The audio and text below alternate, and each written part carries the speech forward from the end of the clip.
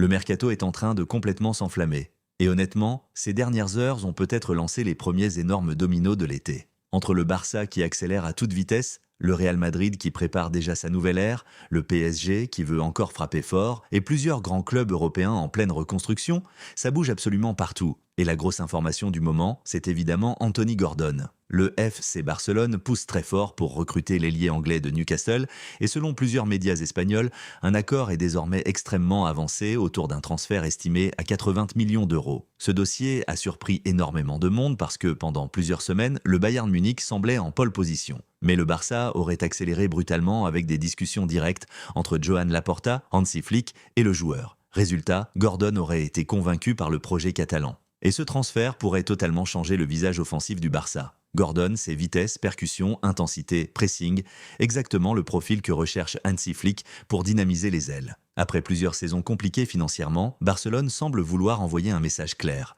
Le club veut redevenir dominant immédiatement.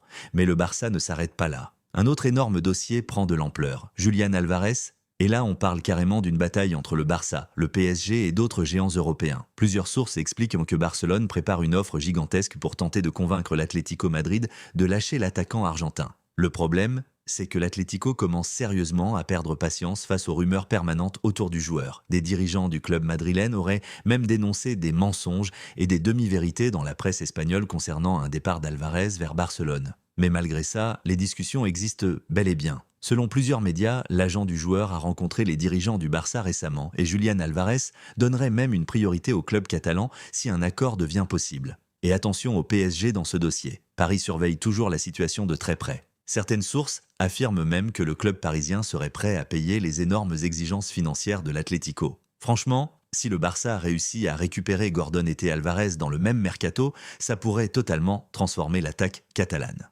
Pendant ce temps, le Real Madrid prépare aussi ses prochains gros mouvements. Et un nom revient encore avec insistance, Michael Olise. Selon plusieurs médias allemands relayés en France, Florentino Pérez rêve toujours d'associer Olise à Kylian Mbappé dans le futur projet offensif madrilène. Le problème pour Madrid, c'est que le Bayern Munich refuse catégoriquement de vendre son ailier français. En Allemagne, certains médias expliquent de même que le Bayern considère Olise comme quasiment intouchable. Et honnêtement, on peut comprendre pourquoi. Depuis son arrivée, Michael Olise est devenu l'un des joueurs les plus explosifs d'Europe. Techniquement, il est monstrueux. Créativité, dribble, qualité de passe, finition, le profil est ultra rare. Et évidemment, imaginer un duo Mbappé-Olise au Real Madrid fait déjà rêver énormément de supporters madrilènes. Mais ce n'est pas tout.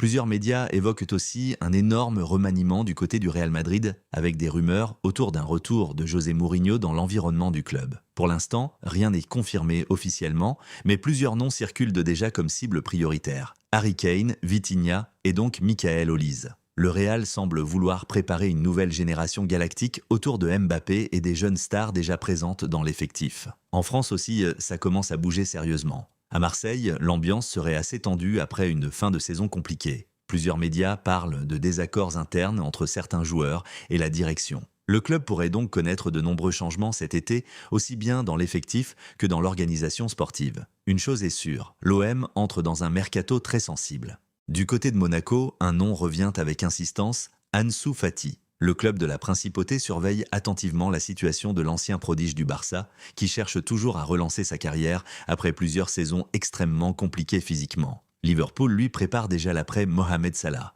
Et ça, c'est un énorme tournant. Parce qu'après des années à porter l'attaque des Reds, Salah approche probablement de la fin de son aventure à Anfield.